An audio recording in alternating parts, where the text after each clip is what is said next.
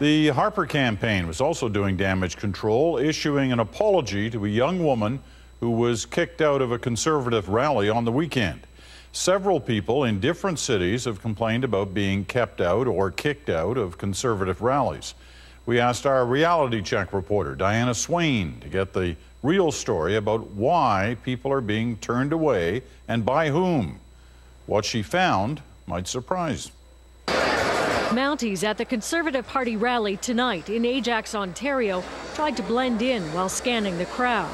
The RCMP have security detail traveling with all the leaders, but the RCMP admitted to CBC News today Mounties traveling with Conservative leader Stephen Harper have been doing more than protecting his security.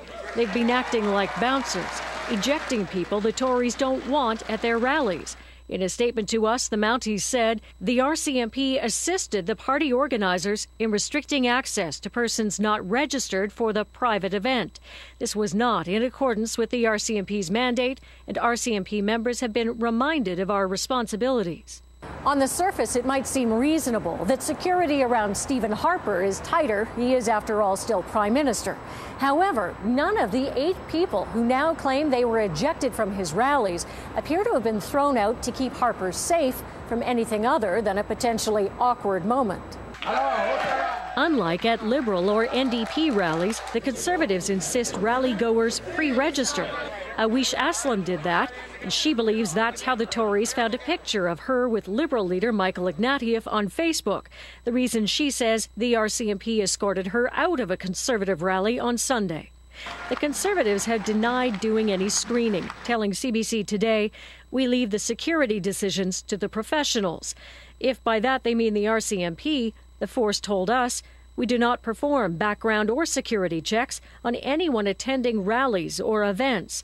The exception is someone who will be standing close to the Prime Minister," which doesn't answer the hot potato question of who looked at Aslam's Facebook account. The real concern for Harper's handlers is likely something like this. In 1990, Ontario Premier David Peterson was confronted by a Greenpeace protester playing a recording of broken promises on the environment. That protester, Gord Perks, later ran for the NDP and has gone on to become a Toronto city councillor. Do you think you made it harder for regular people to get close to politicians by pulling that stunt? No, I don't think so. I think it's actually a healthy part of the process that when it gets too far removed from people, when the script gets too tight, when the bubble gets too big, that folks who care about their future and their society get in and pop the bubble. And Harper has been accused of campaigning in a bubble, one that seems to have been inadvertently burst by the people trying to protect him. Diana Swain, CBC News, Toronto.